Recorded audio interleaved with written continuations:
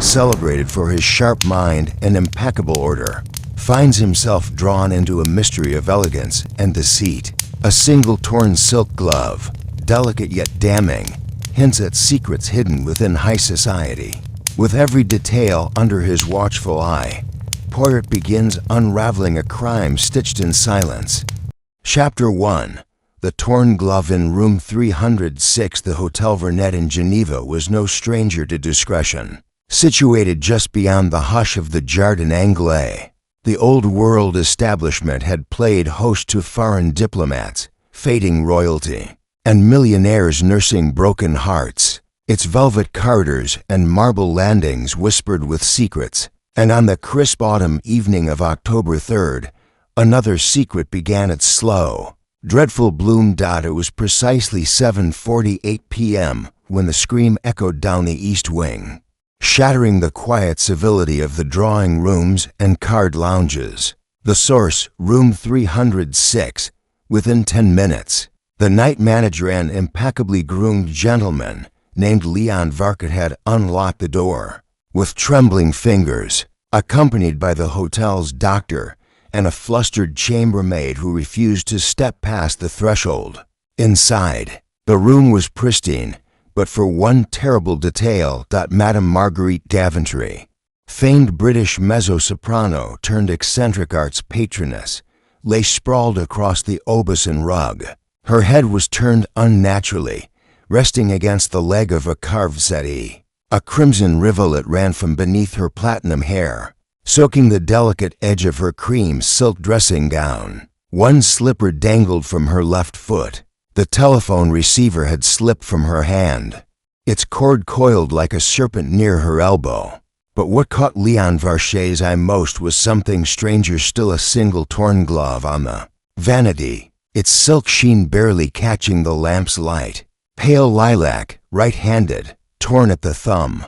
Deliberately, it seemed. No other glove could be found. By 8:15 p.m., the Swiss authorities had sealed the room. By 8:30 p.m., the whispers had begun, for Madame Daventry was no ordinary guest. She had arrived 3 days prior, escorted by her much younger companion, a dark-haired man of continental elegance who registered under the name Sebastian Virel. Rumor within the hotel staff had it that he was either a composer or a confidence man, possibly both. The pair had taken adjoining rooms, yet few had heard any signs of intimacy between them. Indeed, the only visitor seen entering her suite in 3 days was a sharp-faced woman of about 50, fashionably austere, who had left the hotel the previous evening in great haste. In life, Marguerite Daventry had been a woman of flair, scandal, and shadows. In death, she had become a puzzle. The initial verdict, whispered over the body, was accidental fall, a clumsy stumble onto the corner of the marble coffee table. The hotel doctor suggested a fatal blow to the skull. Tragic, but not suspicious. No signs of a struggle, no forced entry, her jewels untouched. But then there was the glove. Why just one? Why torn? Inspector Renaud of the Geneva police, summoned promptly, had his doubts. He was a lean, methodical man with the air of a bureaucrat rather than a sleuth. As he examined the scene, his gaze rested repeatedly on the vanity where the torn glove lay. It had been set down, not dropped, intentionally placed. The tear in the thumb suggested more than wear and tear. It looked almost symbolic. That evening, he made discreet inquiries. Sebastian Virel had vanished. His room was empty save for two cufflinks in the sink and a half-burnt letter in the fireplace. Its contents indecipherable. No sign of a passport. Not a single suitcase remained. The chambermaid swore she had seen him enter Madame Daventry's room round 6:30 p.m., but she hadn't seen him leave. By dawn the next day, the Swiss papers carried the news with cautious curiosity. Famous English singer found dead in Geneva. Hotel police investigating unusual circumstances. Back in London, in a certain comfortable flat on Mount Street, Captain Arthur Hastings laid down the Times with raised eyebrows. "I say, Poirot," he said. "You remember Marguerite Daventry? That opera singer with the scandal about the Austrian count and the missing necklace?" Poirot, who was adjusting his cuffs with fastidious care, turned from the mirror. "Daventry. Mais oui, I remember her most vividly. A voice like velvet, a temperament like fire. She's dead," Hastings said, simply. "Found in a hotel in Geneva. Rather odd circumstances. Room locked, a torn glove, and a vanished gentleman friend." Poirot's eyes narrowed. He reached for the newspaper with delicate fingers. "A torn glove, you say?" "Just the one." For a moment, silence reigned. Then Poirot looked up, a peculiar gleam in his eyes. "My dear Hastings," he said softly, "this is no ordinary tragedy. A torn glove is like a torn truth. Someone left behind more than silk. They left behind a message, a message." Poirot rose, straightening his tie with precision. "Order us 2 tickets to Geneva, mon ami, and tell Miss Lemon to pack the brown valise.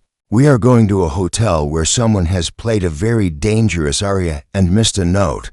And thus, the stage was set. The torn glove had not only marred the vanity, it had opened a door into deception, passion, and murder, and only Hercule Poirot would be able to see what lay just beyond. Chapter 2. The first close morning after their arrival in Geneva. Poirot and Hastings were seated in a quiet alcove of the Hotel Vernet's rosewood-paneled lounge, sipping their coffee from porcelain cups that seemed far too delicate for the grim matter at hand.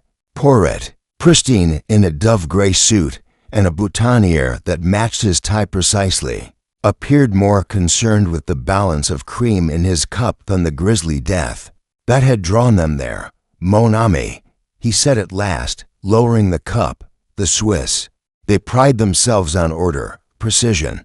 Yet already, I sense disorder." Hastings leaned forward. "You're referring to the reports?" Poirot inclined his head slightly. "A woman dies under unusual circumstances. The lover vanishes. The authorities find no sign of struggle, and yet the room sings a different tune. One glove, torn. The telephone receiver in her hand.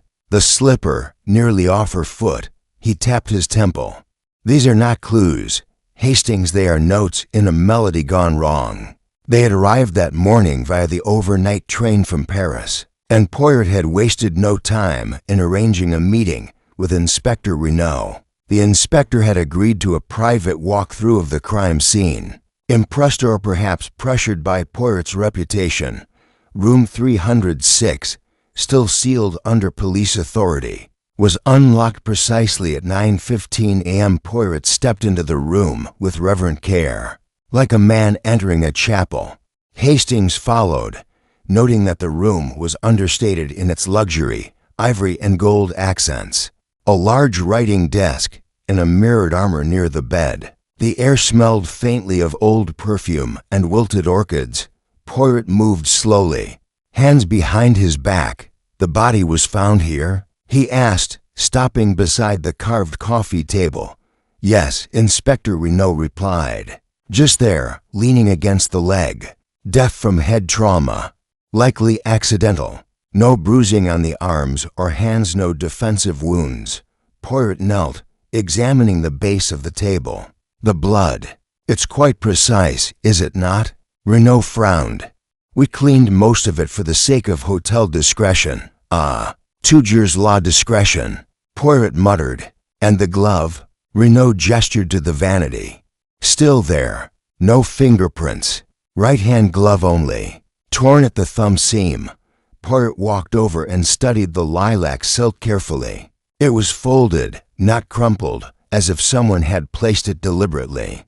He plucked a pencil from the vanity drawer and used it to turn the glove. "Curious," he murmured. "What do you see?" Hastings asked. Poirot did not answer. He turned instead to the dressing gown hung on the back of the bathroom door. One button was missing, ripped, it seemed. He said nothing, but his eyes lingered on it for several seconds. There was no sign of robbery? He asked. Renaud shook his head. Her jewelry case was untouched.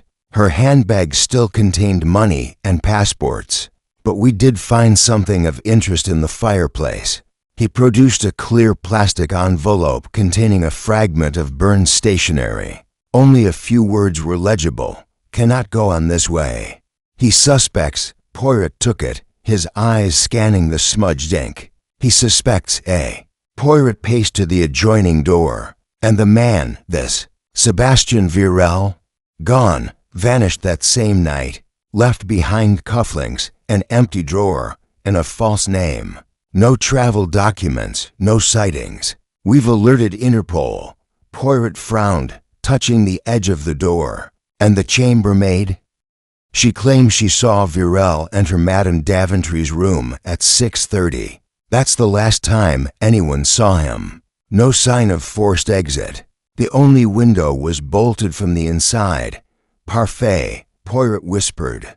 He turned back to the center of the room and stood still for a moment, eyes half closed. Then he opened them and glanced at Renaud. There are 3 things that trouble me, monsieur. First, the torn glove. Its placement is deliberate, not accidental. Second, the telephone. Why would she be holding it if she was taken by surprise? And third, he gestured toward the wardrobe. What of her gowns? Renaud blinked. Her gowns? Yes, Madame Daventry was a woman of extravagance. And yet, I count only to evening dresses. She was here for 3 days. She would have brought more. Renaud opened the wardrobe and, indeed, found it only half full. Poirot continued.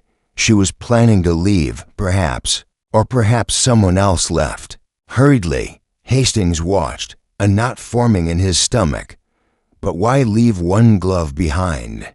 He asked. Poirot gave a small, private smile. Because sometimes, Hastings, the most damning clue is the one the murderer wants us to misunderstand.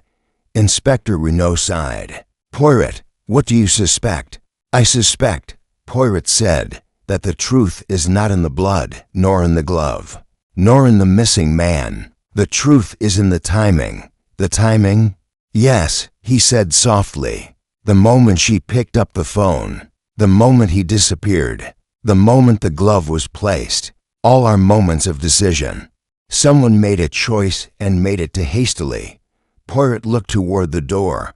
Now, I wish to speak to the staff, he said. All of them, especially the maid who saw Mr. Virel. But more than that, there is one guest in this hotel who left the evening before Madame Daventry died. A woman of 50, fashionably cold, yes? Who was she? And why did she run? Renaud stared. You want to find a woman who is no longer here. Poirot smiled. Precisely. For if she left something behind, perhaps something as small as the torn glove, we must ask ourselves, not only who placed it, but why. Chapter 3. The gathering of suspects. The drawing room on the first floor of the Hotel Vernet had been hastily repurposed into a private meeting salon, with chairs arranged in a semicircle and the scent of polished walnut lingering in the air. A fire crackled in the hearth, though the day was not cold. Poirot had insisted on the fire, declaring it psychologically essential. Hastings thought it a touch dramatic. Inspector Renaud, arms folded, leaned against the door. Poirot stood in the center of the room like a conductor before an orchestra of suspicion.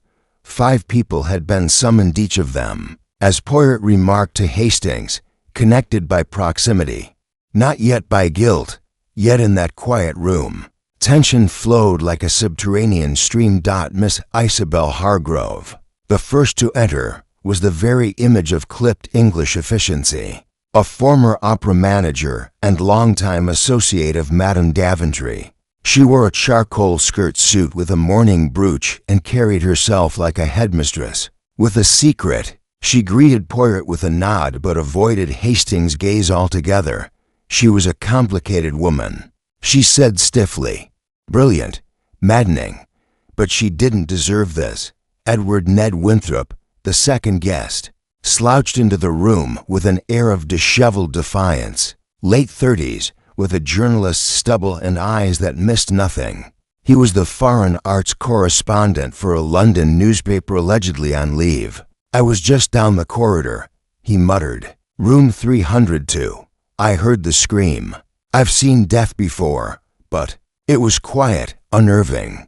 And she was just lying there like a marionette with its strings cut."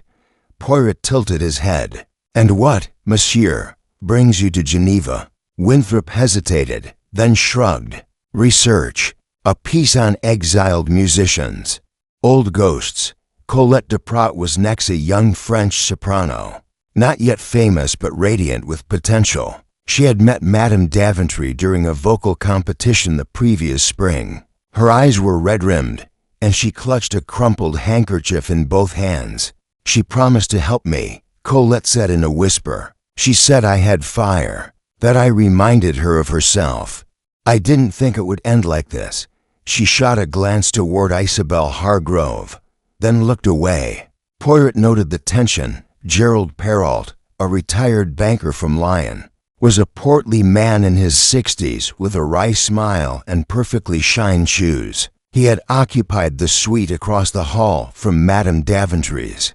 A man of refined habits and harmless gossiper, so he portrayed himself. "I never knew the lady personally," he declared, but one could not help but hear the occasional emotion from across the corridor. Doors opening, footsteps late at night, that sort of thing. Poirot raised an eyebrow. "Emotion, monsieur?" Perrault chuckled. "You know the type. Passion always had a room number. But she had flair, that one." Finally, there was Beatrice Moraine, the hotel's senior chambermaid, and the one who had reportedly seen Sebastian Virel last. She was middle-aged, stern-faced, and reluctant, clearly unused to formal inquiries. "I brought her tea at 6 o'clock, she said curtly. Monsieur Virel arrived a bit later. I saw him enter her room. That's all. Did you see him leave?" She hesitated. "No, but I wasn't on that floor the rest of the evening. I finished my round by 7. Poirot listened in silence as they spoke, each in turn. When they had all been heard, he paced the length of the room slowly. "Mesdames, messieurs," he began, hands clasped neatly in front of him. "There's a dead woman in room 306. There's a missing man with a false identity. And there is, above all, a glove, a torn glove, placed with the kind of care that no mere accident bestows." He turned his gaze on each of them. "Someone in this room knows more than they have said." Winthrop scoffed. "We're suspects now, are we?" Poirot raised a hand. None, monsieur. Not suspects. Elements of the truth. Each of you carries a piece, some small, some large, of a story that has not yet been told." Miss Hargrove adjusted her collar. "Are you suggesting one of us killed her?" "I am suggesting," Poirot said, "that Madame Daventry had secrets, and secrets, when they are threatened, have a way of unmasking themselves violently." Hastings, who had been scribbling notes, looked up. "Poirot, do you think that Sebastian Virel, the lover, is a red herring?"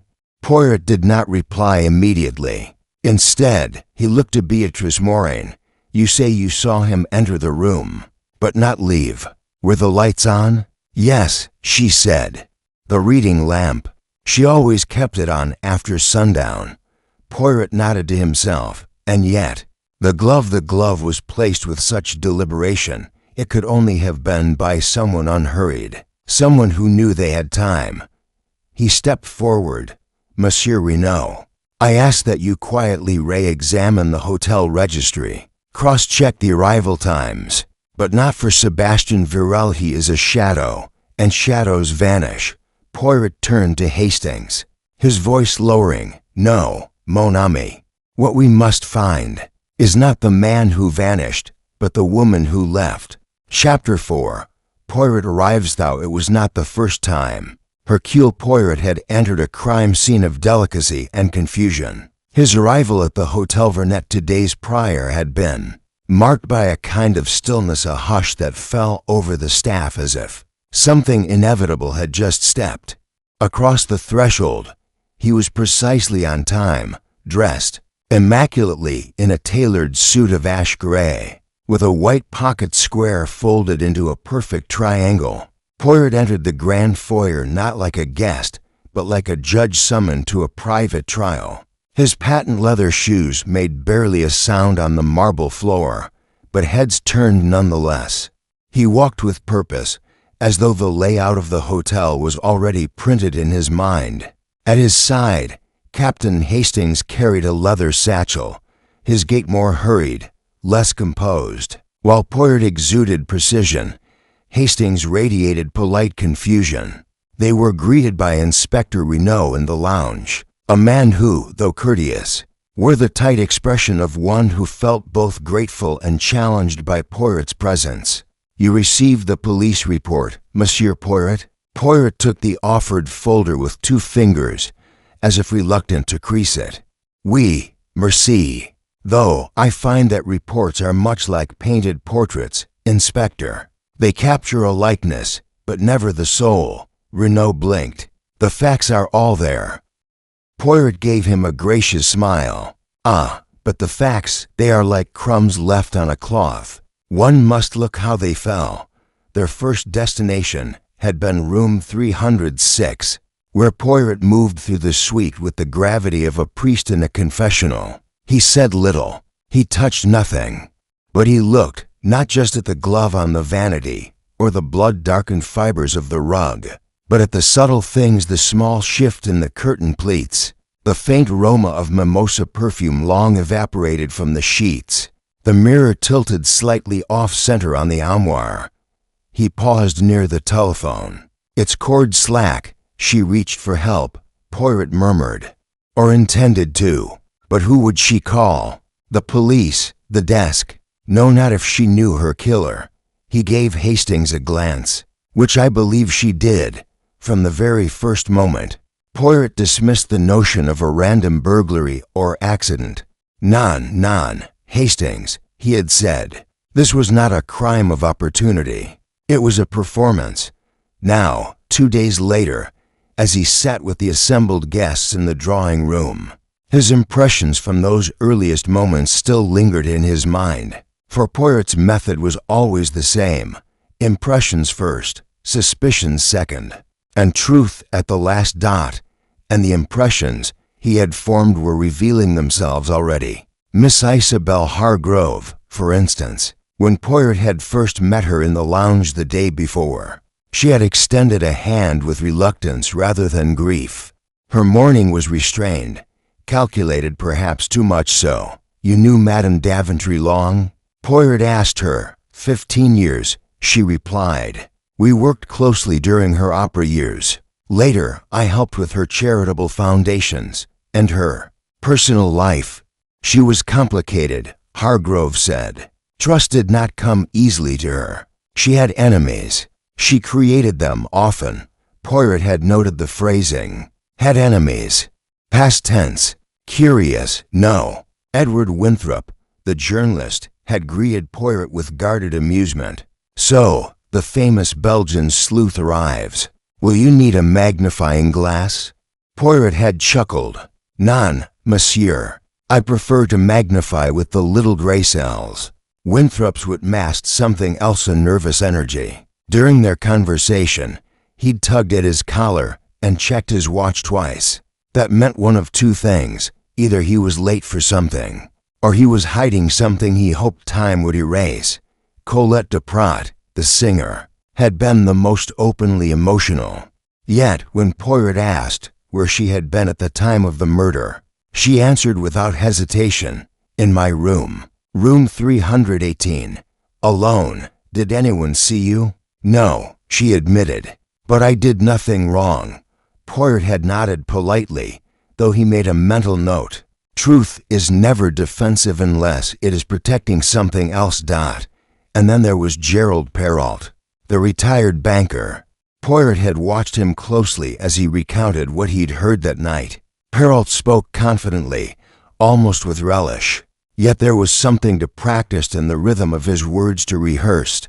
And Beatrice Moraine, the chambermaid, though her manner was stoic, Poirot had observed her hands as she spoke. They trembled. She was frightened, not just cautious. She had seen more than she had said, returning to the present moment. Poirot now addressed them all again. "I tell you now, I do not believe this was a simple act of passion," he said, voice measured. "Nor do I think Sebastian Virel is merely a man who fled. No, he is part of the puzzle. Yes, but not the whole." He paused, letting the silence press down. "I believe this crime began before anyone realized it had. I believe Madame Daventry did not stumble into her death, nor was it brought upon her by chance. I believe it was arranged cleverly." He straightened his cuffs, his voice lowering. "And I believe that someone in this hotel is playing a role." He turned to Hastings. "Come, mon ami. Let us take the next step. Where to now?" Hastings asked.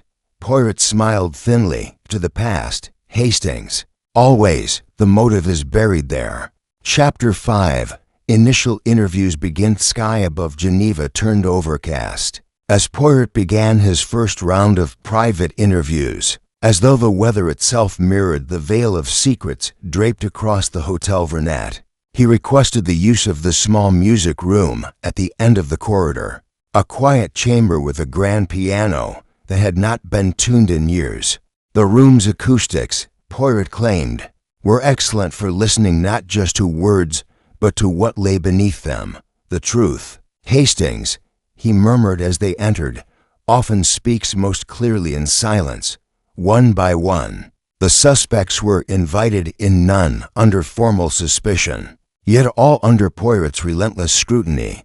That Miss Isabel Hargrove was the first to sit before him, stiff as ever, her handbag clutched tightly against her side like a shield. "I will not waste your time, Monsieur Poirot," she began, her voice taut. "Marguerite and I had our differences, certainly, but I had no reason to harm her." Poirot inclined his head slightly. "Let us not concern ourselves with reasons to harm, mademoiselle. Let us begin with what you saw or heard that night." She took a breath. "I was in my room, reading. I went to sleep around 10. No visitors? None. No phone calls." She hesitated just enough to earn Poirot's full attention. "A short call," she admitted, "around 7:30, from Marguerite. She wanted to speak about Colette Duprat. She was agitated, said the girl had disappointed her. In what way? She wouldn't say, only that she was considering withdrawing her support." Then she hung up. Poirot leaned back slightly. "Madame Daventry had a temper, non?" "She had moods," Miss Hargrove replied carefully, "but she was rarely unsure. That phone call she sounded confused. Not like herself." Poirot nodded. "Thank you, mademoiselle. One last question. Did Madame Daventry ever mention the name Sebastian Virel before this trip?" For the first time, something flickered behind her eyes. She looked away, only once. "She said he was dangerous when he was desperate." Poirot said nothing, but gestured to the door. As Miss Hargrove left, Hastings whispered, "She's hiding something." "Of course." Poirot replied mildly. "But what? That is the question." Next came Edward Winthrop, who entered with a smirk and an unlit cigarette, which he spun between his fingers like a coin. "Charming setup," he said. "Are you planning a recital?" Poirot gestured to the chair. "Perhaps you will be the first act, monsieur." Winthrop gave a short laugh and sat. "You knew Madame Daventry?" Poirot asked, only professionally. "I interviewed her twice, once in London, once in Vienna. She had opinions, loud ones, and yet you chose to stay at the same hotel during her visit." Winthrop raised an eyebrow. "Coincidence? I'd been here 2 days before she arrived." "Pure chance." "Chance," Poirot echoed. "A curious thing. And yet you were in the room closest to hers.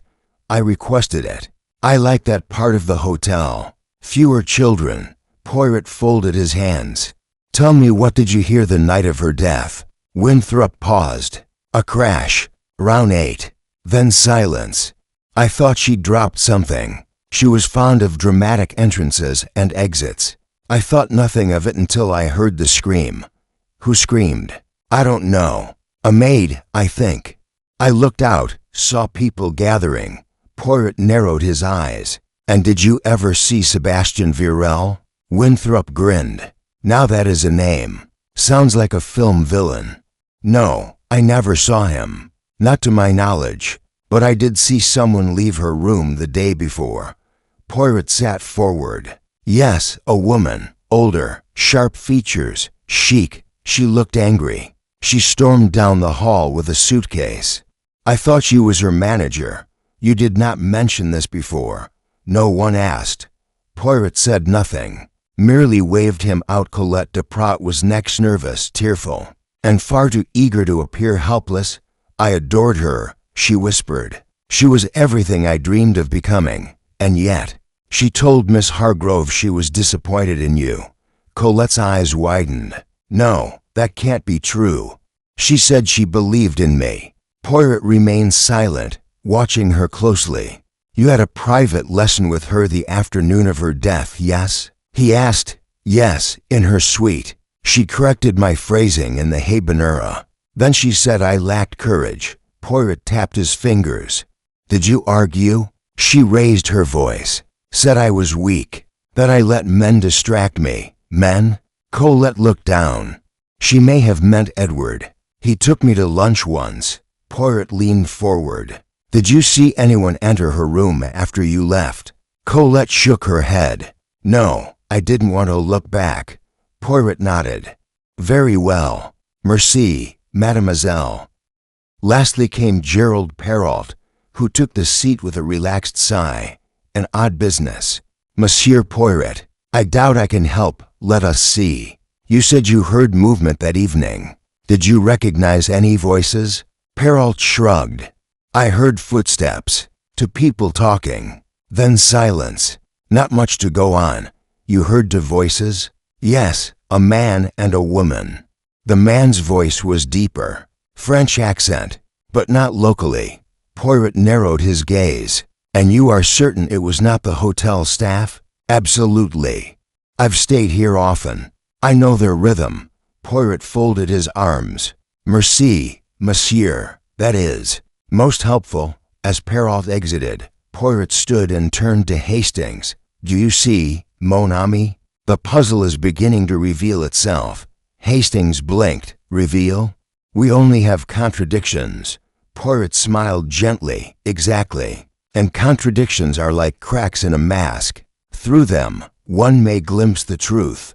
Chapter 6. First false let. It was just past 11 the next morning, when Inspector Renaud knocked sharply on Poirot's suite door, breathless and clutching a slip of paper.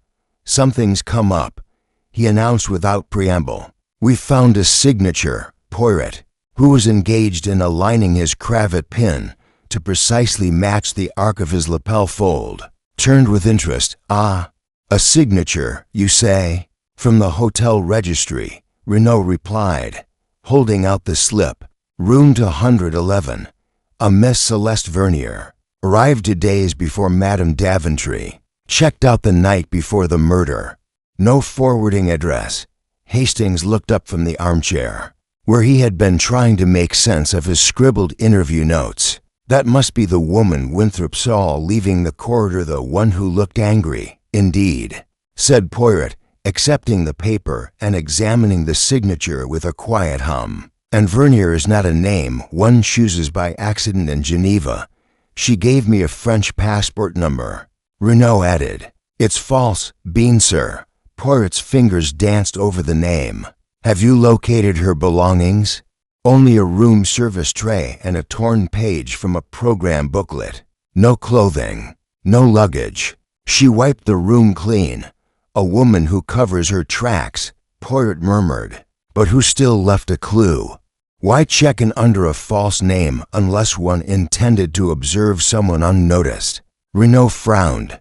You think she was watching Madame Daventry? Poirot's eyes gleamed. Or perhaps watching the man in her room. Just then, there came a knock. It was Beatrice Moraine, the senior chambermaid. She looked even more uneasy than before. Monsieur Poirot, I did not mention something earlier. He gestured for her to enter. please, mademoiselle. The conscience it pricks at last, yes? She twisted her hands. The evening Madame Daventry died. I saw Mr. Winthrop leaving her room. There was a stunned silence. Poirot said nothing for a moment, only studied her. You are certain? I was coming back upstairs after fetching linens from the basement. I saw him step out and close the door behind him. It was just after 8 o'clock, and yet he claims he heard a crash from his own room. Hastings said quickly. A contradiction. Poirot nodded. A useful one. Renaud, however, was already moving toward the door. That's enough for me. I'm going to have a word with Mr. Winthrop. Non. Poirot called. Let us not be so hasty. But it was too late. Within 10 minutes, Winthrop had been summoned to the lounge, where Renaud confronted him with the maid's testimony.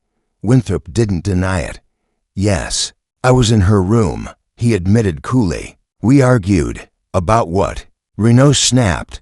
She found out I was writing a book about her, an unauthorized biography.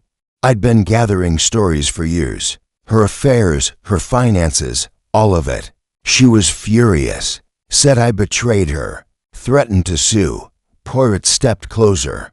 And then, she told me to get out. I did. I swear, she was very much alive when I left. She was pacing the room, shouting. And you returned to your own room? Poirot asked. Yes, without mentioning this to anyone during interviews. Winthrop laughed bitterly. You think I wanted to be at the center of this circus? That woman could ruin reputations just by raising an eyebrow. I was scared. Renaud crossed his arms. It doesn't look good for you, Mr. Winthrop. It does not, Poirot agreed. And yet, he turned to the inspector. If Monsieur Winthrop killed Madame Daventry to silence her, why not also destroy his own notes, his draft chapters, and why return to his own room so close if guilt weighed heavily on him? You think he's innocent? Hastings asked, surprised. Poirot raised a finger. I think he is a liar. Yes, but not the murderer. Then why hide the visit? Because he fears blame more than truth. That is often the case with guilty minds, but not necessarily murderous ones. Poirot turned back to Winthrop. Tell me one thing, monsieur. Did Madame Daventry mention the name Celeste? Winthrop frowned. No, but she did say something strange as I left. She said, he isn't who he says he is, and neither is she. Poirot's eyes gleamed. Ah, 'tis interessant. And now we have a she? With that, Poirot thanked him and dismissed the gathering, pulling Hastings aside as the room cleared. You don't believe he did it? Hastings whispered. No, Poirot replied. He is too convenient. This is what murderers do.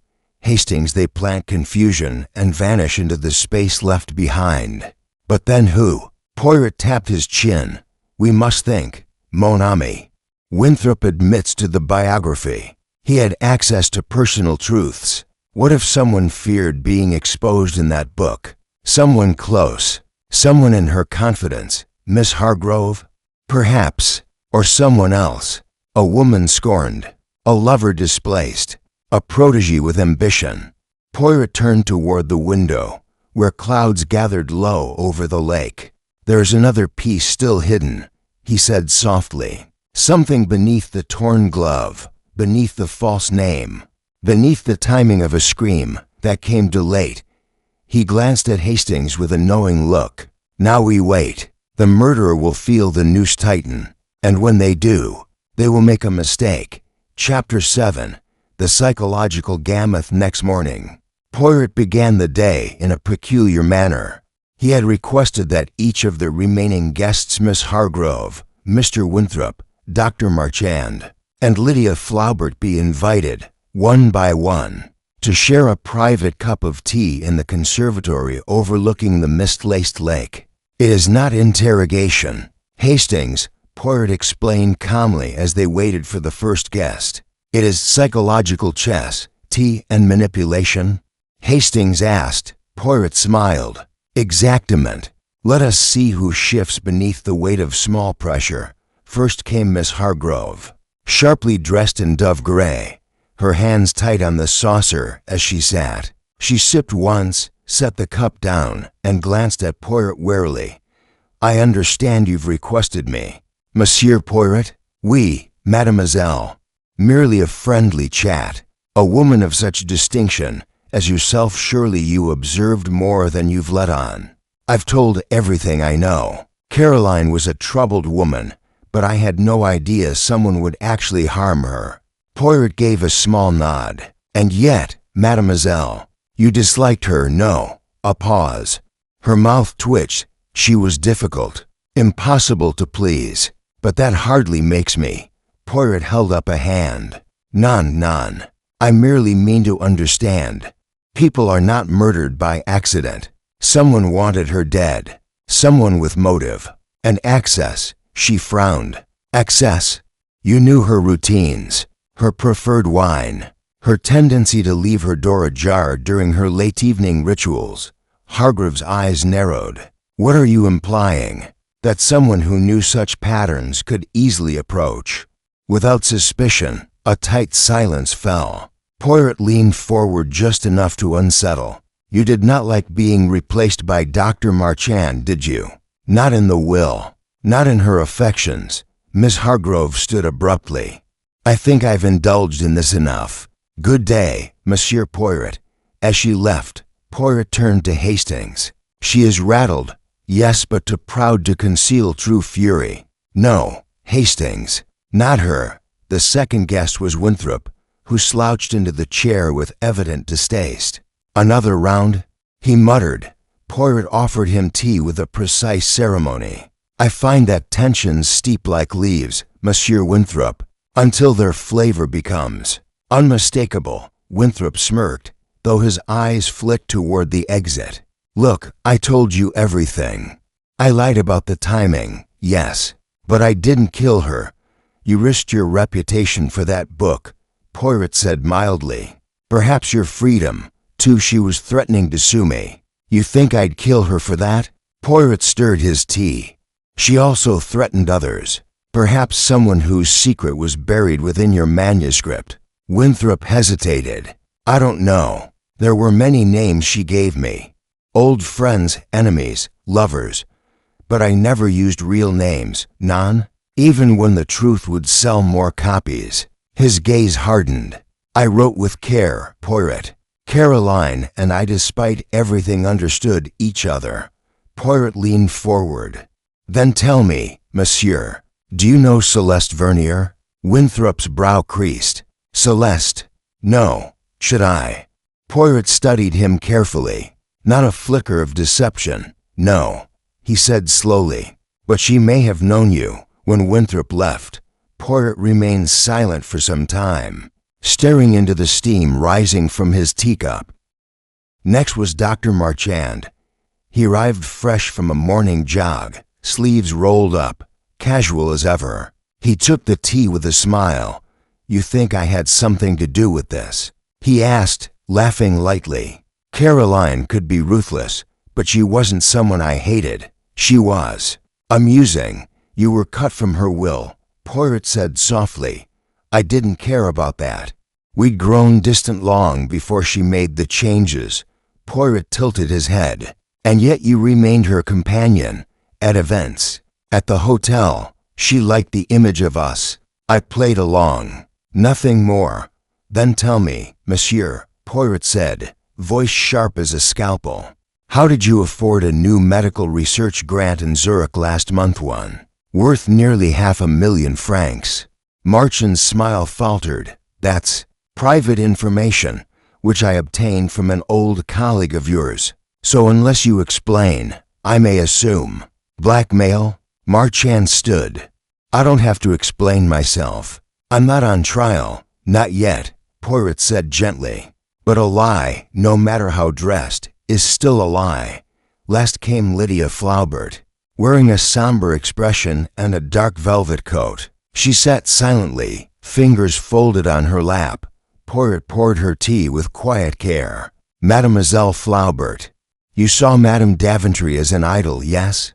I admired her. She helped my parents once, long ago, and yet, She dismissed your music scholarship 2 months ago, claimed you had no voice for opera. Said so in a very public way, did she not? Lydia's mouth tightened. She had a temper. That was not my fault. No, but you visited her room 3 times during the stay. Why, she asked me to deliver flowers, twice, and the third. Silence. Poirot's voice dropped. Did she threaten to expose something, mademoiselle? Something you wished to remain buried? Lydia stood slowly. You think I killed her. I think, Poirot said softly, that everyone has something to hide. She left without another word. When the door clicked shut, Hastings looked at Poirot. Well, any breakthrough? Poirot nodded, very slowly. Yes, Hastings. Now the psychological web is cast. And already, one of our flies has begun to twitch. Chapter 8. The letter that should not exist. Following afternoon, Poirot and Hastings sat quietly in the drawing room of the late Lady Daventry's suite, a chamber that had become less an object of mourning and more a landscape of clues. The pale curtains rippled in a breeze from the slightly ajar window, and the scent of dried roses lingered, faintly evidence of the floral tributes delivered over the past day. Poirot's eyes were closed, fingertips pressed together. He was not asleep. Hastings had learned by now that such moments were acts of deep rumination. Monsieur Poirot. Came the discreet voice of Inspector Grant at the door. He held a slim envelope, pale lavender in color, sealed with a circle of wax bearing the Daventry family crest. Poirot opened one eye, then both. A letter, he asked, rising. It was just handed to reception, Grant said. Marked for you. No return address. And postmarked this morning at precisely 7. Poirot took the envelope gently, examining the wax and handwriting with delicate care. Then, with the silver paper knife he kept with him always, he slit it open. He unfolded the single sheet inside. Hastings leaned over curiously, but Poirot held up a hand, eyes flicking across the page. My dearest Poirot, if you are reading this, then I am no longer among the living. Forgive the drama. I'm aware how theatrical this all sounds, but I've made a grave mistake. There's someone among my guests who knows the truth about Celeste Vernier, someone who will not let the past remain buried. I once thought I could bribe them into silence. I now fear it was not enough. If I die suddenly, you must assume I was helped along. The truth lies in the music box I keep behind the green vase. It will tell you everything. Carolina. There was a moment of stillness. A letter from the dead, Hastings murmured. But it couldn't have been sent today. Lady Daventry has been dead for 2 days. Exactament, Poirot said softly. Which means this was either written earlier and mailed by an accomplice, or forged entirely to mislead. Grant frowned. The postmark is genuine. Local postal code. Likely handed it to a clerk at the village post office just this morning, which means someone here posted it after she was already dead. Poirot said nothing more. Instead, he crossed to the fireplace and studied the mantel. As described, there sat a thick green-glazed vase, Gaelic in style, possibly Irish, behind it. Nestled tightly into the corner between the wall and the back panel of the mantelpiece was a delicate, dust-covered music box. He removed it with reverence. The box was made of dark mahogany, inlaid with pearl. He opened the lid, revealing a ballerina in mid-pirouette. When Poirot wound the key, the tune that played was haunting. Off-tempo, a child's lullaby, half-dash forgotten. And within, beneath the red velvet lining, was a folded piece of brittle stationery. Poirot extracted it carefully and unfolded the note.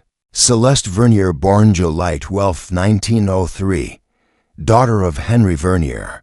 Mother, unknown. Raised in the care of Caroline Daventry from 1912 onward. Status, never legally adopted. Education funded in private. Departed the household in 1922 after the incident. Final known location, Marseille. Hastings frowned. This reads more like a report than a letter. Poirot's eyes had grown sharp with intensity. She kept it. This was the connection she feared. Celeste Vernier was her ward, perhaps even her daughter. A scandal. Perhaps more, Poirot murmured. This note suggests Celeste was erased from public record. Her existence is hidden. Why? Grant crossed his arms. What's the incident? That, mon ami, Poirot replied, is now the heart of this affair. A knock at the door interrupted the moment. Lydia Flaubert stood there, breathless, her eyes wide. I don't mean to interrupt, but Inspector, someone has ransacked my room. Poirot turned instantly. When? Just now. I returned from the gardens and found everything overturned. My music case, my wardrobe. Did they take anything? Grant asked. I'm not sure. My scores were scattered everywhere, but it seemed targeted, deliberate. Poirot's brow furrowed. Come, let us see. Within minutes, they stood in Lydia's quarters. True to her word, drawers had been pulled out, the vanity was tipped, and her sheet music was strewn across the floor in disarray. Someone had rifled through the pages hastily. But Poirot's attention was drawn to something else. A perfume bottle shattered on the floor, a silk scarf half buried beneath the bed, a photograph frame turned face down. Not a robbery, Poirot said. A warning. Or a search. He crouched and lifted one torn scrap of music. It bore faint smudges of ink and what looked like initials. C.V. Poirot read aloud. Celeste Vernier again. He stood, his mind beginning to fit pieces together. She is the ghost in this tale, and someone here is trying very hard to make sure her story never sees light. Hastings cleared his throat. You said earlier someone was twitching in your psychological web. Poirot's eyes gleamed. Oui, mon cher Hastings, and now, someone has begun to bite. Chapter 9. A name buried in ashest moon had begun its ascent by the time Hercule Poirot returned to the drawing room, but sleep had no place in his thoughts. Hastings followed close behind, his brow furrowed, still holding the scorched music sheet they had taken from Lydia Flaubert's room. CV. He muttered again. If Celeste Vernier's initials were on that sheet, do you suppose it was hers originally? Poirot nodded, though his expression remained unreadable. Yes, Hastings. Either it belonged to her, or someone wished it to appear so. Either way, it changes the shape of things. He crossed to Lady Daventry's escritoire, a rosewood bureau she rarely used, its drawers still delicately scented with violet ink and lavender oil. Poirot examined the lock. It was untouched. Let us examine the other remnants of her past, he murmured. The clues that she herself chose to keep. The top drawer was filled with stationery, old invitations, and a heavy gold seal stamp. The second, deeper drawer revealed more, bundled letters, tied in violet ribbon, each dated between 1911 and 1919. Poirot set these aside, his fingers moving swiftly and surgically. At the very bottom of the desk was a small, lidded tin, the sort once used to store sewing pins or coins. Inside, instead of metal or thread, was ash-fine gray dust with flecks of paper and soot. Poirot stared at it silently. What on earth? Hastings asked. Poirot lifted a single corner of a half-burnt scrap. The fire had not consumed it completely. In faded ink, in French, it read, Tu n'étais jamais qu'une ombre dans cette maison. You were never more than a shadow in this house. Poirot set the tin down with the reverence of a priest handling a reliquary. She tried to burn the memory of Celeste, he said quietly, but not completely, not all of it. There was a knock at the door. This time, it was Walter Devonish, the young estate manager. He looked pale, his fingers twitching at the brim of his hat. Sorry, sir. I know it's late, but I thought you should know. There's something strange going on in the stables. Poirot's eyes narrowed. What kind of something? I caught Miss Aldane, Miss Rosalind down there just now. She had a lantern and was rummaging in the hayloft like she was looking for something she dropped. But when I asked her if she needed help, she went pale and said she'd simply taken a wrong turn. Poirot rose instantly. "Come, Hastings." They followed Devenish out into the mist-heavy grounds. The night was unnaturally still, broken only by the distant hoot of an owl. The stable stood at the far end of the property, unused for years but still locked and maintained out of Daventry pride. Rosalind Aldane was not there when they arrived, but the hayloft door hung slightly ajar, and the beam from Poirot's lantern revealed scuffed bootprints in the dust leading not to the back, but to a pile of broken planks behind the feeding trough. Poirot knelt there. Partially hidden in the straw was a small tin lockbox. Its hinges were rusted, but it opened with a soft groan. Inside was a folded document, aged, fragile. A birth certificate, in French. Poirot held it beneath the lantern. Celeste Jean Vernier. Born to Henry Vernier and Caroline Aldane. Mon Dieu, Poirot whispered. She was not the ward. She was the daughter. Hastings drew a sharp breath. Then Lady Daventry had an illegitimate child? Poirot nodded slowly. Born before her marriage to Lord Daventry. Hidden away in France. Raised in secrecy. And when she could no longer be concealed, brought here under false pretenses. He stood, carefully folding the document and replacing it in the box. Caroline must have feared that this revelation would destroy her reputation, her place in society, and if Celeste ever returned, she would be a threat. Hastings finished. Quietly, as they turned to leave, Poirot stopped abruptly. In the corner of the hayloft, just visible beneath a beam, was a child's doll, its porcelain face cracked, its dress singed at the hem. Poirot picked it up. A small tag was stitched into the bodice. Pour Celeste, Maman, for Celeste. From Mama. There was a long silence. She kept this hidden all these years, Hastings said. Not hidden, Poirot corrected softly. Buried, like a grief never grieved, like a shame never confessed, back in the manor. Poirot placed the doll and the birth certificate on the drawing-room table. Grant joined them moments later, having completed interviews with the household staff.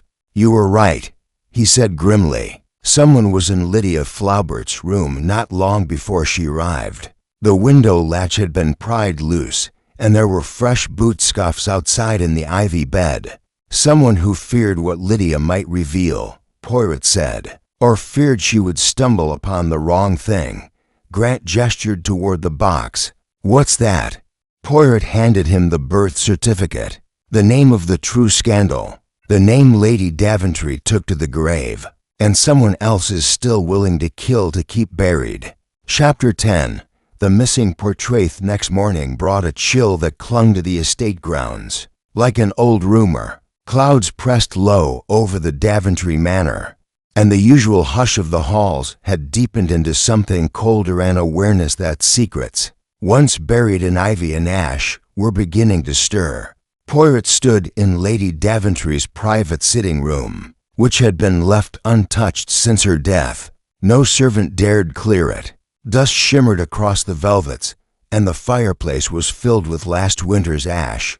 Hastings stood beside him, arms crossed, while Chief Inspector Grant examined a wall, where faded wallpaper framed the outline of something once proudly displayed. "There used to be a painting here," Grant noted, running a finger along the cleaner square, roughly 2 feet wide. "Possibly a portrait." Poirot stepped closer, his eyes narrowing. "Oui, a portrait, perhaps of a young girl, hidden when her presence became an embarrassment." "Rosalind Aldane?" Hastings asked. Poirot shook his head. "No, Celeste Vernier."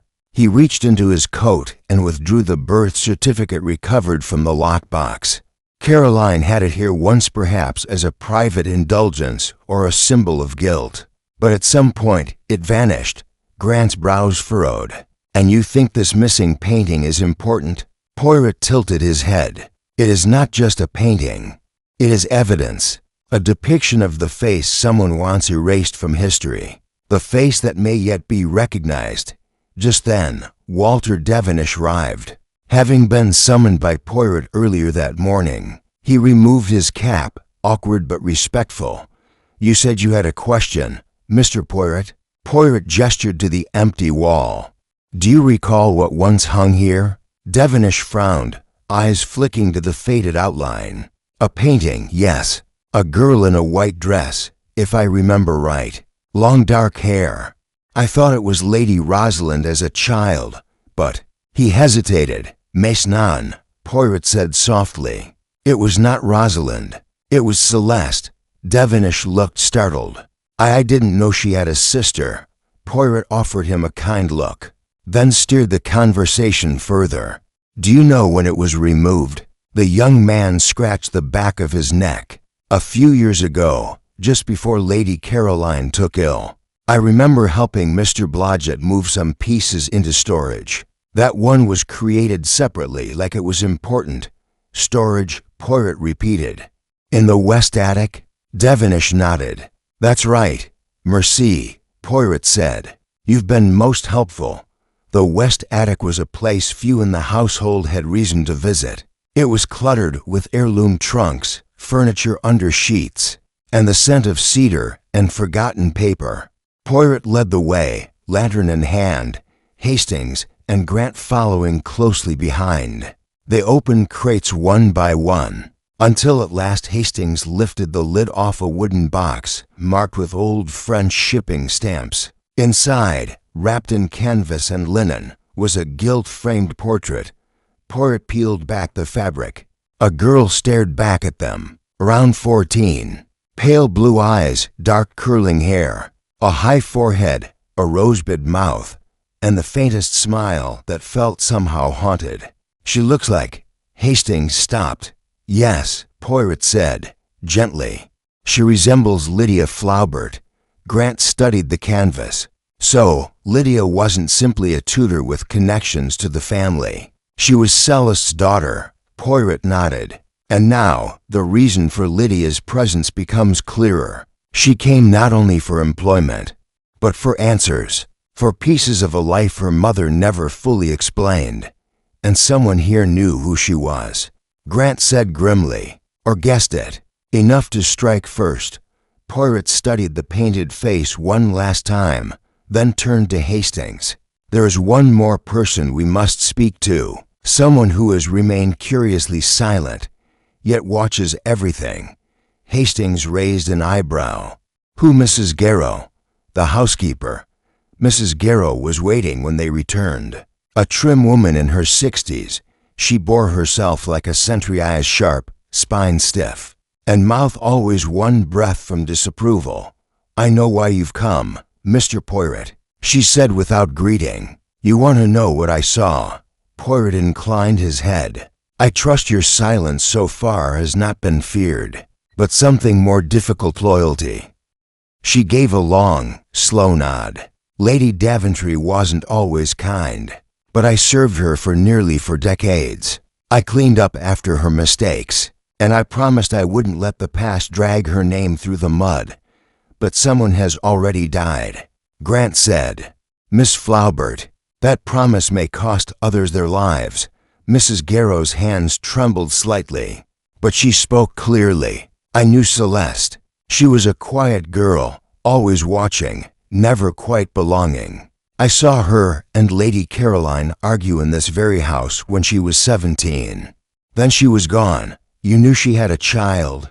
Poirot asked later. "Yes. When Lydia came here, something in her face told me." Poirot leaned forward, gently.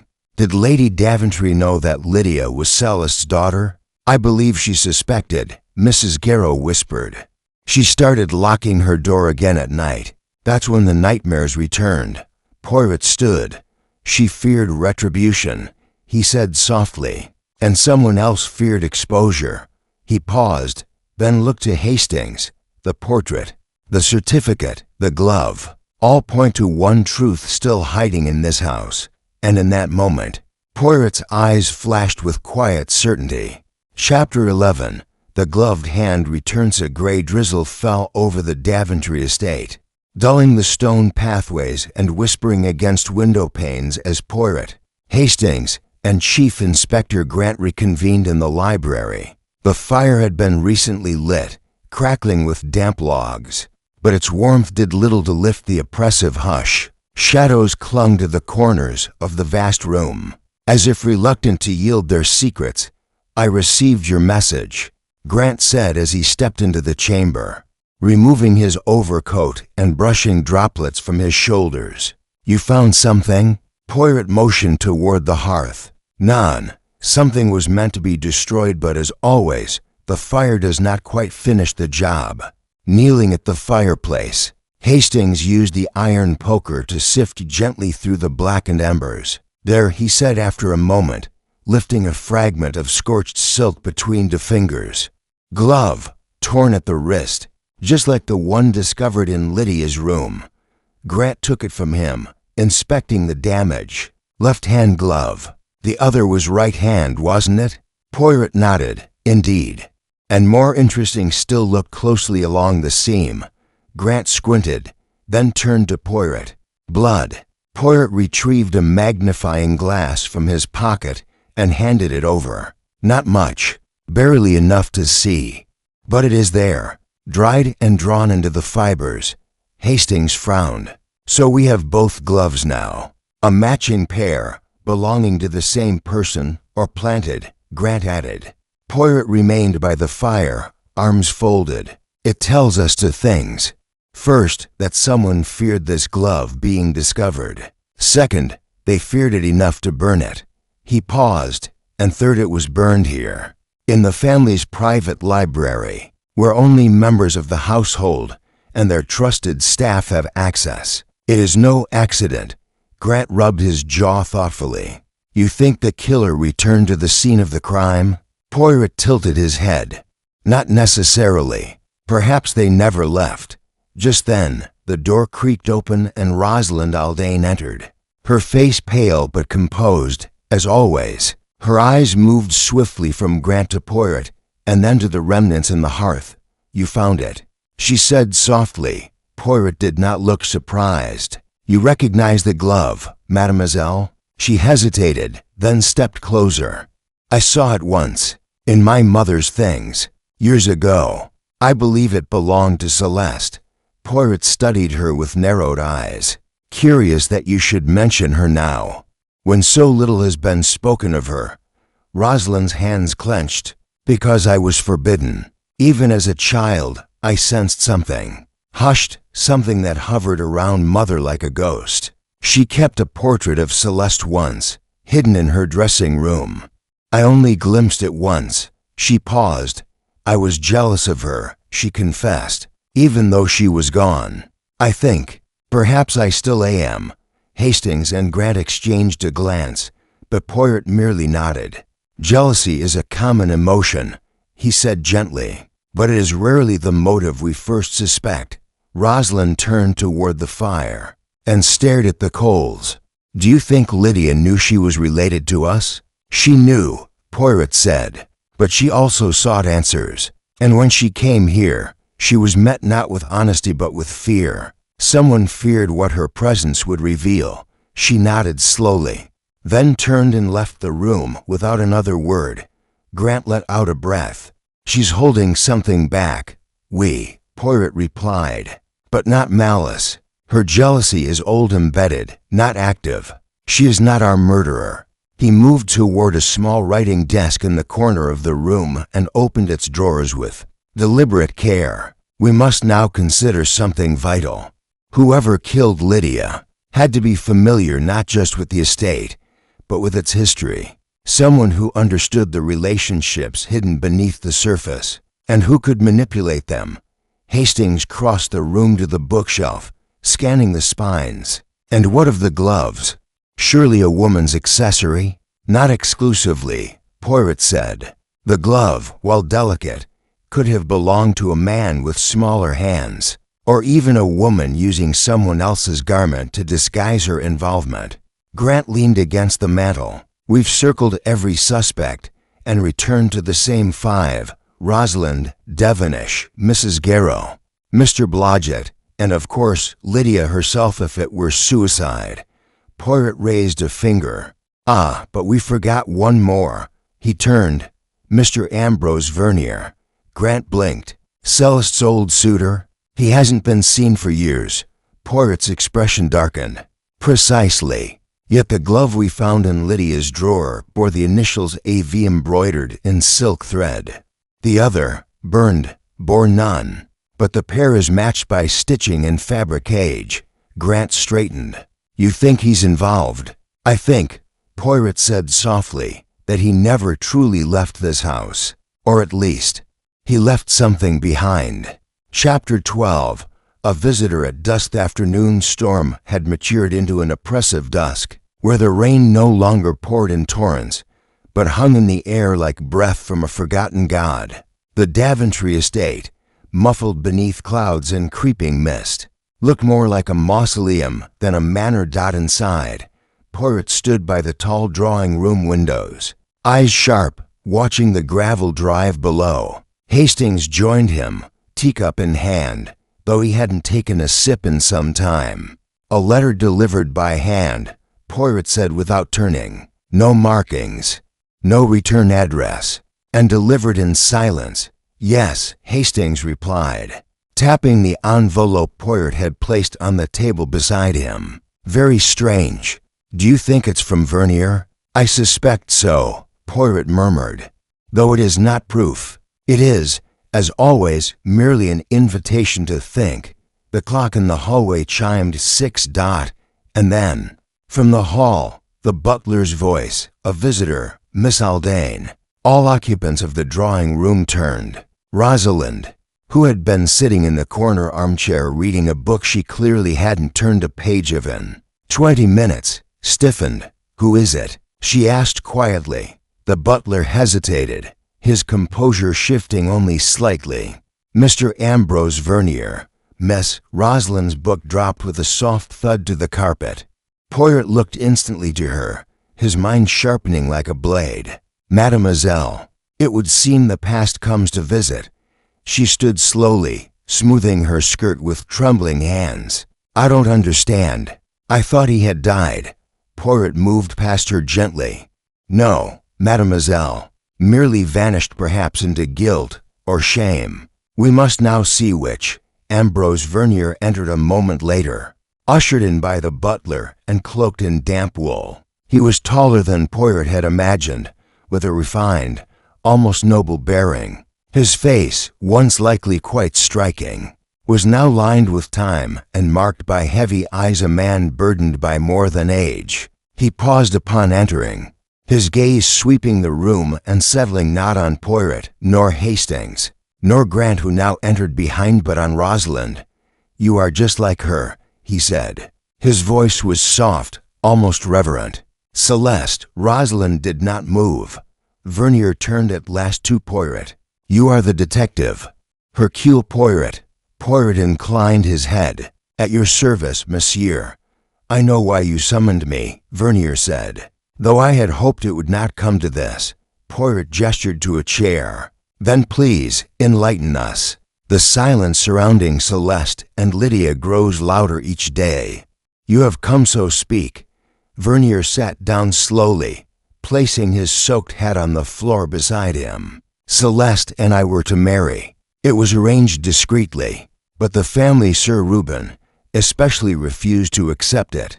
She was illegitimate, but worse in their eyes, emotional, to French, to free. She was banished quietly, with money, of course. Always money. Rosalind's voice cut through the air. And you let them send her away? Vernier's head lowered. I fought, but I was young, and they threatened to destroy my career. I hesitated, and that hesitation cost her everything. Poirot stepped closer, his voice low. And Lydia? He raised his eyes. She was Celeste's daughter. Mine too. She wrote to me 2 months ago. She had discovered fragments letters, a photograph, and a bracelet engraved with the initials AV. She wanted to meet. Grant spoke now from near the door. And did you? Vernier nodded. 3 weeks ago, in London, at a cafe in Kensington. She was brilliant, determined. She had my eyes. Poirot studied Vernier's face. You did not come forward after her death. I panicked, Vernier admitted, and I had no proof to support her claim. To reveal myself would only muddy the waters, or so I believed. Poirot's tone turned sharper. And yet, monsieur, a glove was found among Lydia's possessions. An old silk glove, bearing your initials, and another burnt in the fireplace. Explain. Vernier's brow furrowed.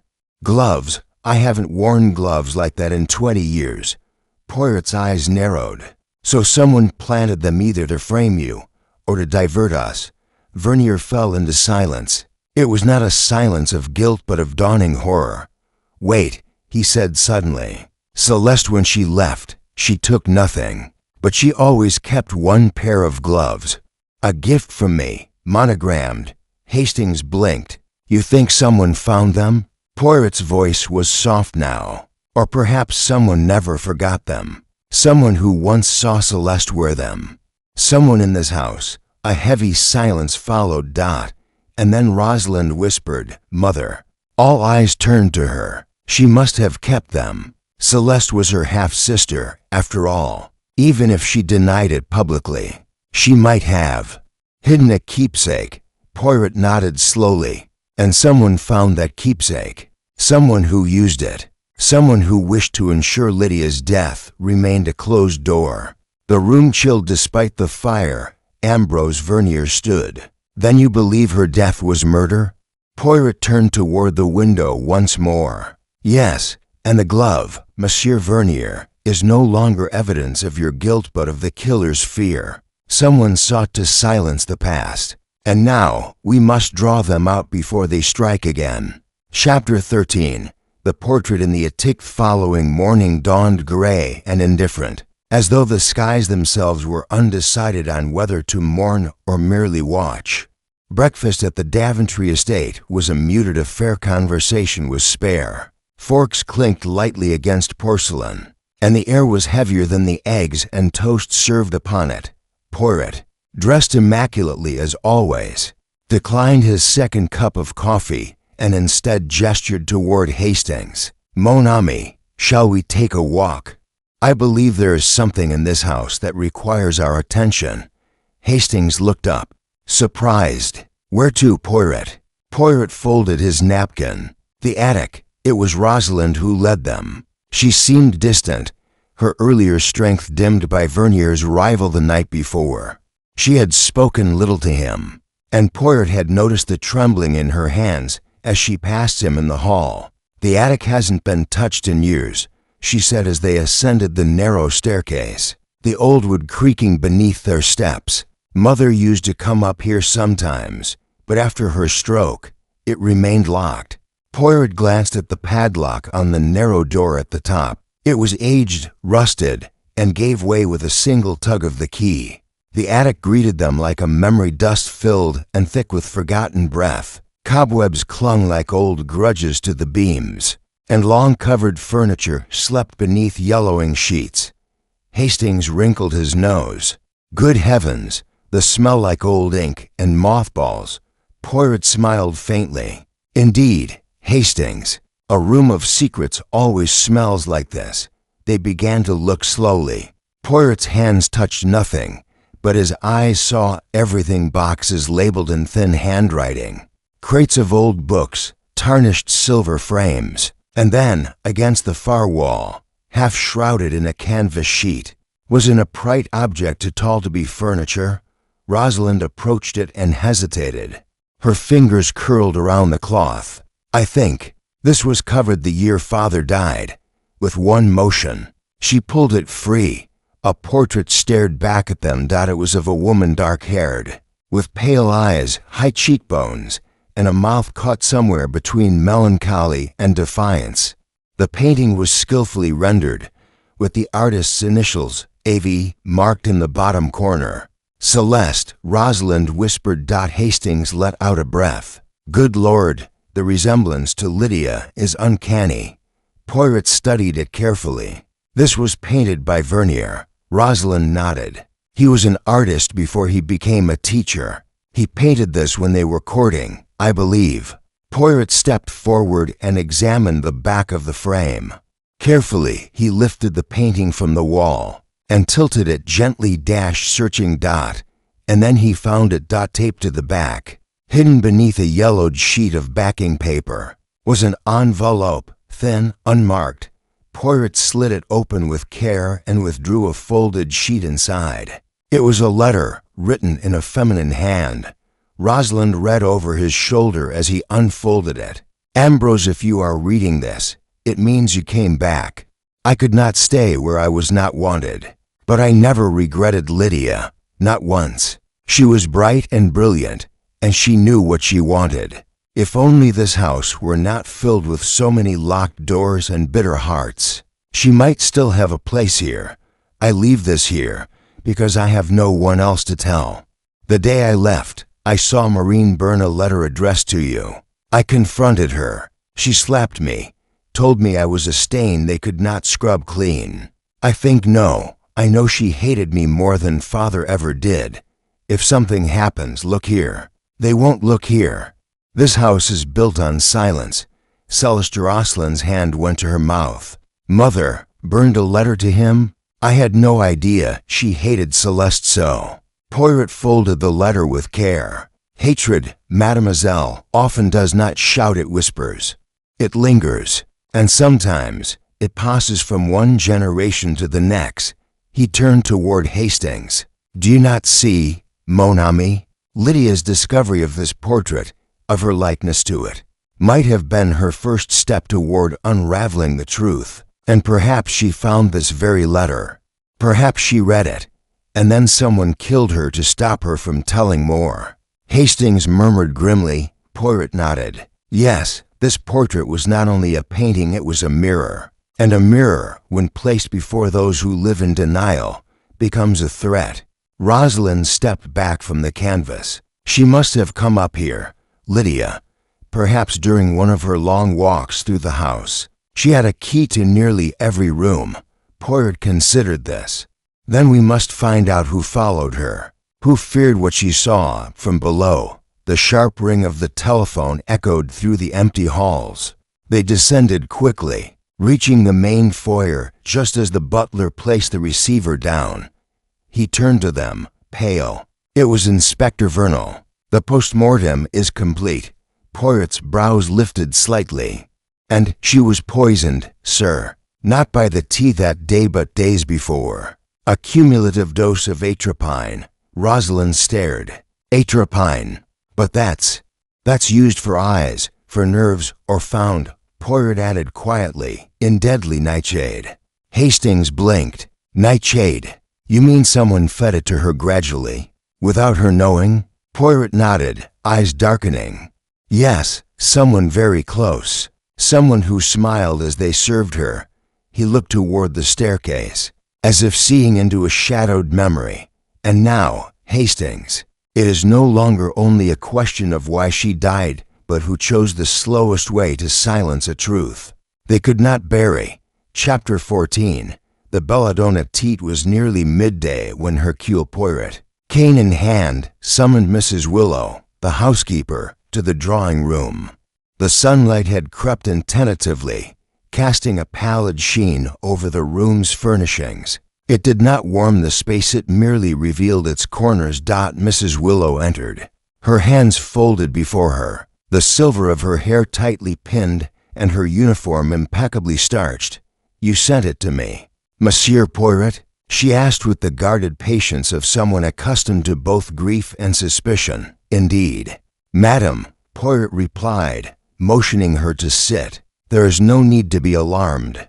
I merely wish to clarify a few things about the household. Routines. She sat with care. Of course. Poirot leaned slightly forward. You managed the meals, yes? She nodded. The cook, Betsy, prepared them, but I oversaw the menus and dietary notes. Miss Lydia had a very particular digestion, so I handled her tray personally most mornings. Particular digestion? Poirot asked. Pray explain. She didn't trust anyone else with her food. Not entirely. Since she returned last year, She grew increasingly particular, avoided sugars, dairy, and certain oils. She once accused Betsy of overcooking a carrot. Poirot gave a small nod. And tea? Mrs. Willow hesitated. She preferred to prepare that herself. Always had a kettle in her room, a tray, and a tin of loose herbs she kept locked in her cabinet. Sometimes she asked for boiled water to be sent up, but she brewed it herself. Hastings, seated near the fireplace, frowned. That makes it all the more odd, doesn't it, Poirot? If she made her own tea, who could have slipped in the poison? Ah, Poirot said, lifting a finger. But we do not yet know if the poison was administered through the tea, my friend. We only know it was atropine, likely belladonna, and cumulative. So we ask, who might have prepared anything for Miss Lydia on a regular basis, outside of meals? Mrs. Willow looked uncertain. She rarely accepted food from anyone else, although, once a week, she let young Alice the maid bring up her chamomile infusion before bed. Just hot water and flowers. And was that chamomile tea always from her own tin? Poirot asked softly. The housekeeper looked thoughtful. I believe so. Though once, a month ago, she complained the flowers tasted different bitter. I remember her saying it reminded her of her mother's old remedies. Nightshade? Hastings said grimly. Poirot nodded slowly. The bitter trace of belladonna. He rose, adjusting the cuffs of his jacket. Madam Willow, I shall speak to Alice, if you please. The housekeeper gave a tight nod and left. Poirot turned to Hastings. You see, mon ami, the method reveals much about the mind of the murderer. A slow death over days implies calculation, not panic. It also suggests that the victim was, in some way, expected to grow old gradually and die quietly, with no suspicion. But why go to such trouble? Hastings asked. Lydia was wealthy. Yes, but it's not as though there weren't easier means. Why not fall down the stairs? Or a car accident? Poirot's eyes narrowed. Because such methods speak loudly. Poison, on the other hand, speaks in whispers. It is a weapon used by those who wish to remain invisible. The door opened, and Alice entered young, timid, her face flushed with confusion. She clutched her apron as she stood before them. Poirot offered her a kind smile. Come in, mademoiselle. Sit, do not fear. We only wish to speak. She obeyed, nervously smoothing her skirt. You helped Miss Lydia in the evenings, yes? Poirot asked gently. Yes, sir. Just at night. Boiled water for her tea. Sometimes helped her with her shawl or laid out her night things. Did you ever see what was inside her tea tin? Alice shook her head. No, sir. She kept it locked. I just brought the kettle or a jug, left it on the table, and went out. Poirot nodded. And did anyone else ever go into her room when you were not there? Alice hesitated. I did once see Mr. Vernier, the schoolmaster, come out of her room, about a week before she died. He looked strange, pale, like he'd seen something. Poirot's brows rose. Are you sure of this? Yes, I was coming up the stairs with her kettle, and he nearly bumped into me coming out. Didn't say a word. Poirot nodded slowly. Merci, mademoiselle. You have been most helpful. When she had gone, Hastings turned to him. That complicates things, mais oui, Poirot murmured. Vernier enters Lydia's room secretly. Lydia tastes bitterness in her tea. A letter is found hidden behind her mother's portrait, implicating Marine in deceit. And now we know the poison was not swift, but delivered over time. He began to pace. We must ask ourselves, Hastings, who in this house had the knowledge of belladonna, the access to Lydia's personal habits, and a motive that would withstand patience? You suspect Vernier? Poirot's expression darkened. I suspect many things, but what I do not suspect is chance. Lydia was killed by someone who knew her well, someone who needed her to disappear not with violence, but with silence. He paused at the window, staring out over the wine-tossed trees, and now he whispered. We must listen more closely to what was left unsaid. Chapter 15. The secrets behind the curtained library was dim, save for a single oil lamp burning steadily on Poirot's side of the desk. It cast long shadows across the bookshelves and gave the impression of a confessional, rather than an interrogation. Hercule Poirot sat with folded hands, his expression neutral, but his gaze keen, opposite him. Mr. Vernier fidgeted in his chair. The schoolmaster's formerly neat appearance had grown slightly unkempt, his collar a touch askew. His eyes lined with shadows of sleepless nights. You wish to speak with me privately? Vernier asked, his voice steady but brittle. Oui, monsieur, Poirot replied smoothly. I believe you have not told me everything. Vernier stiffened. I told the constable all I knew on the night of Miss Armitage's death, and yet you entered her room a week before she died and failed to mention it. A beat of silence passed. Then, who told you that? Poirot merely raised an eyebrow. It does not matter. The truth, if you please. Vernier leaned back, exhaling slowly. I went to return something. A book, a volume of Swinburne. I had borrowed it without asking. I knew Lydia disliked disarray, and I feared her reaction. So I waited until I thought she was out walking. But she was not out walking. No, she was in the adjoining room, perhaps the bathing chamber. I heard water. I left the book on her desk and tried to slip out unnoticed. Poirot tilted his head. And yet Alice the maid saw you. Pale, rattled, Vernier's eyes narrowed. Yes, because I saw something on her desk before I left. A torn piece of paper. Handwriting. I recognized the handwriting. You may as well speak plainly, Poirot said. You saw a letter. From Maureen? Vernier hesitated, then gave a reluctant nod. A half-burned letter in Maureen's hand. There was something cruel in the tone, accusatory, something about Lydia owing her more than apologies. Poirot let the silence hang. Then he said gently, You had feelings for Miss Celeste Armitage, did you not? The color drained from Vernier's face. That's absurd. Poirot merely watched him. Vernier sighed. It is no secret I once admired her, but Celeste was above me, distant, always preoccupied. Her heart was not here, not in this house, not in this life. Poirot nodded slowly. And yet she returned. With her daughter, with her grief, and with an air of secrets unspoken. Tell me, monsieur, did you speak with Celeste in the days before her death? Vernier swallowed. Once, in the garden. She was strange. She asked me about belladonna, whether the first still grew it at the school for medicinal purposes. Poirot's eyes sharpened. And did you? Yes, a small patch in the botany garden, locked behind a gate. Did you give her any?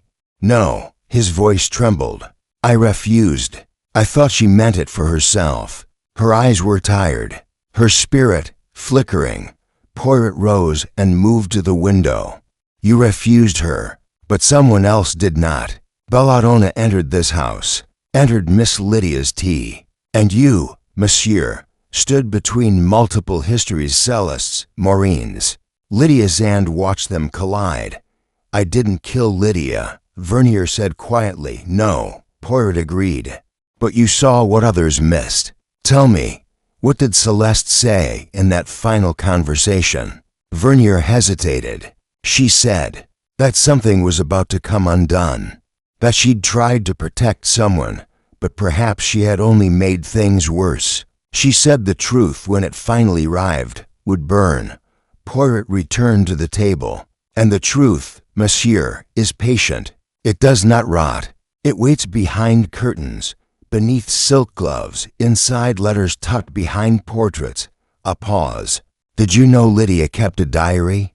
Vernier blinked. No, neither did anyone else, Poirot said softly. But she did. A slim red book, locked in her nightstand. And in it, she chronicled her suspicions. She feared she was being poisoned but did not know by whom. Why wouldn't she say anything? Vernier whispered. Poirot's gaze darkened. Because she doubted herself. Because the poison worked slowly, clouding the mind before it stole the breath. Because she trusted too little, or perhaps the wrong person. He sat again, hands steepled. I will ask you one last question, and I want you to think carefully. The night before Lydia died, did you see anyone near her room? Vernier was silent for a long moment. Then, yes, I was in the corridor. I'd dropped my pen and gone back for it. I saw Maureen leaving Lydia's room. Her face was calm to calm. She didn't see me. Poirot closed his eyes. Merci, monsieur. That is all. Vernier left, shoulders slumped, leaving Poirot and Hastings alone once more. He's hiding things, Hastings murmured. Oui, Poirot said, but not murder. He hides guilt, affection, fear, but not the crime. He turns slowly. We are near the end now. Hastings, very near, and I begin to see the shape of it. Chapter 16. The red Dyreth storm had passed by morning, but the manor remained steeped in tension. The clouds hung low over the lake, reflecting a gray light through the drawing-room windows. Hercule Poirot sat before the fire, warming his hands. On the table beside him lay a red leather-bound book, small, elegant, and locked. Poirot examined it with reverence, as if it were a sacred text. You understand, Hastings, that what we hold here is not simply a diary, it is a confession, a key, and perhaps an accusation. How did you find it? Hastings asked, glancing nervously toward the hallway. Poirot allowed himself a modest smile. Where one hides a treasure, mon ami, often depends not on logic but on vanity. Miss Lydia, for all her restraint, had a flair for the dramatic. In her dressing table, there was a false drawer, a compartment beneath the velvet. Voila! And the key? Poirot tapped his pocket, attached to a ribbon hidden in the lining of her glove box. She guarded it like a priestess. Now let us begin. With deliberate care, Poirot turned the key. The lock gave a soft click. Inside, the pages were lined in a precise hand, the ink a soft sepia. The first entries were mundane appointments, bridge games, remarks about the weather. But as Poirot turned deeper, the tone began to change. He read aloud, Celeste walks like a shadow. There is something in her eyes that was not there before. A darkness. I fear I no longer know my own cousin. Maureen's presence grows bolder. I believe she has discovered something. She watches me. There's an edge to her now, something almost triumphant. My stomach turns after tea. A bitterness on the tongue. It is subtle, almost imagined, but it recurs. I trust no one. Poirot paused and looked at Hastings. She knew, he said quietly. Or at least, she suspected. Hastings leaned forward. But who did she suspect? Celeste or Maureen? Poirot turned to the final pages, dated just days before Lydia's death. He read in silence for a moment, then continued aloud. The argument was worse than I feared. Maureen accused me outright of cruelty, of betrayal. I told her the past is gone, that there is no justice in reviving what was better buried. But she will not be appeased. She thinks I owe her more than silence. She is wrong. She said she would not leave this house without her truth, that she would make me remember, that she would end it. Her eyes. I have never seen hatred so perfectly composed. I think I am being watched at night. There's the scent of something in my room, flowers, but not fresh ones, dried, poisonous. I believe Maureen has found the belladonna. I believe she means to use it. Poirot closed the book. My friend, he said, his voice low. The motive is beginning to crystallize. Hastings frowned. But Maureen, she's so refined, calm. It doesn't fit. Poirot gave a faint nod. Ah, mais c'est justement cela. A calm surface can hide deep waters. And Maureen has lived with something long buried, a past that Lydia refused to acknowledge. He rose and began to pace. Let us consider, Lydia, Celeste, and Maureen shared something long ago. Perhaps a secret, perhaps a betrayal. Celeste's return has reopened old wounds. Lydia fears Maureen. She fears poison. She fears the truth. And the torn silk glove? Hastings asked. Poirot stopped pacing. It belonged to Celeste, but it was found hidden in Maureen's room. A strange thing, no. Do you think someone planted it? Poirot didn't answer directly. Instead, he walked to the writing desk and pulled out the glove. Holding it up to the light, he examined its seams. Then he pinched the lining gently, running his fingers along the inner silk. He stopped. His eyes gleamed. What is it? Hastings asked. Poirot withdrew a thin, curled piece of paper from the glove's lining. A note. He said softly, old, folded tightly. It was never meant to be found. He unfolded it delicately, squinting to read the faded ink. I saw what happened in the lake. You cannot hide it forever. If she dies, I will speak. Poirot turned to Hastings, his expression unreadable. There's more to this than poison, Hastings. There is something older, a buried truth, and someone in this house is prepared to kill for it. He returned to the fireplace and tossed another log onto the flame. The red diary rested beside him, its final pages curling slightly at the edge from Poirot's touch. I will speak with Maureen, Poirot said at last. Alone. It is time. Chapter 17. The lake of Secret's wind had calmed, but the surface of the lake remained tense, a sheet of gray glass that offered no reflection. Hercule Poirot stood just beyond the veranda, watching its stillness with narrowed eyes before turning to face the woman standing nearby. Maureen Langford was impeccably dressed, her posture poised, her arms folded lightly across her waist. But there was something in her face, something hollow beneath the elegance. I received your note, Monsieur Poirot, she said, her voice even. You said you had something important. Poirot inclined his head. It concerns Lydia and the past. Sit, madam. She hesitated, then took the bench opposite him. Poirot placed the red diary gently on the table between them, and beside it the note he had retrieved from the torn glove. Maureen's eyes dropped to the items. For a long moment, she said nothing. Then, where did you find that? The glove. Hidden in your room. The note, stitched into its lining. A message meant, perhaps, for no one or someone very specific. He leaned forward slightly. You see, Madame Langford, it is clear there was a pact once between you and Celeste, something that Lydia betrayed. The lake has witnessed more than one tragedy. Nest's pause. Maureen's gaze did not waver, but her voice softened. I never meant for it to come to this. Poirot waited. We were girls when it happened, she said quietly. Celeste's sister Isabel drowned in that lake, but she didn't fall. She didn't wander. Lydia was there. Poirot's eyes flicked sharply. She pushed her. Maureen's lips thinned. She dared her to cross the edge of the old jetty. Isabel was terrified. She slipped. A pause. Lydia never told anyone. Not truly. The family buried it as an accident. Celeste's parents never forgave themselves. And you? Poirot asked gently. I stayed silent, Maureen whispered. Celeste asked me too. But over time, Lydia twisted the story. She made herself the victim of our grief. Even Celeste seemed to forget. But I didn't. I waited. Poirot opened the red diary. And when Celeste returned, she began to remember. I think the house, the lake. It brought it all back. Lydia knew. That's why she feared her. Poirot's voice dropped. So she feared being exposed. Maureen nodded slowly. But I did not poison her, Monsieur Poirot. I confronted her, yes.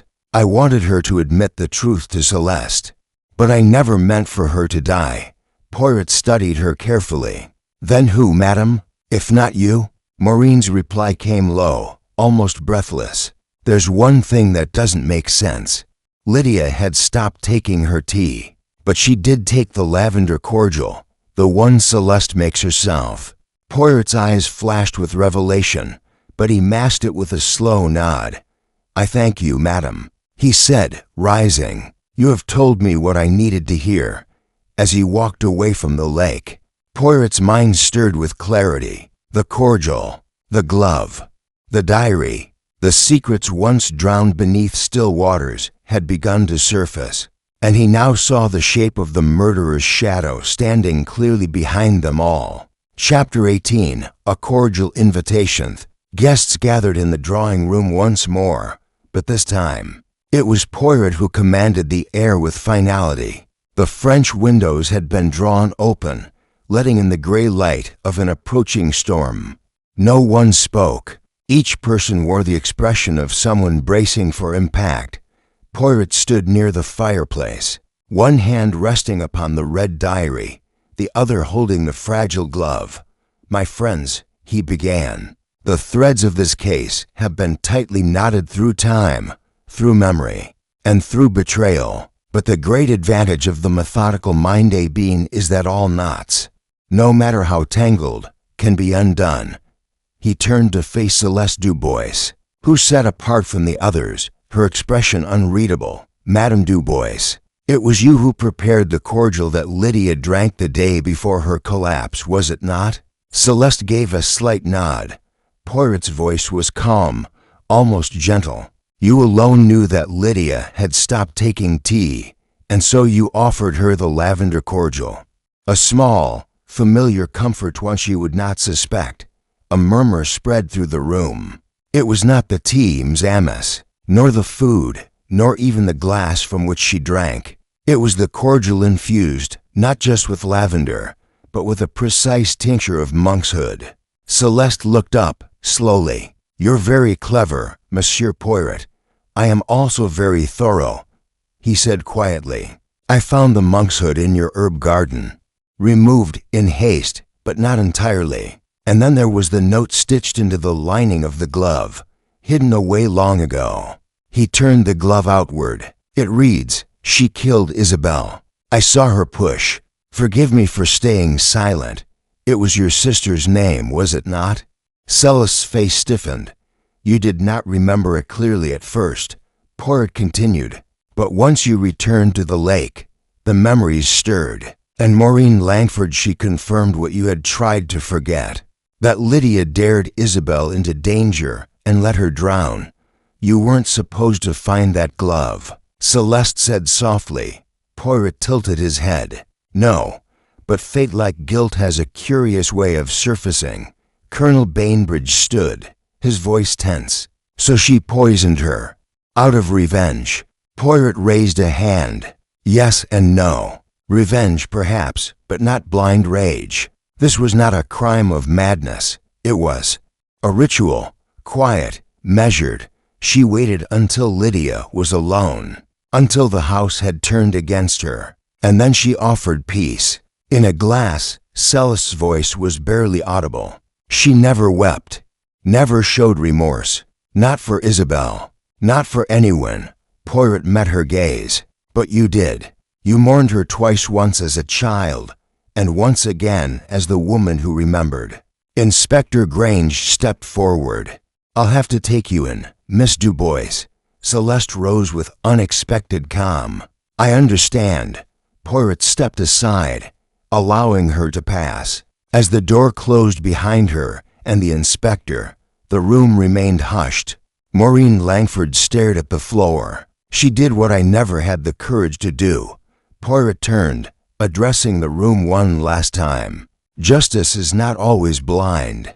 Sometimes it waits, it watches, and when it comes, it walks softly, as it did through the corridors of Langford House.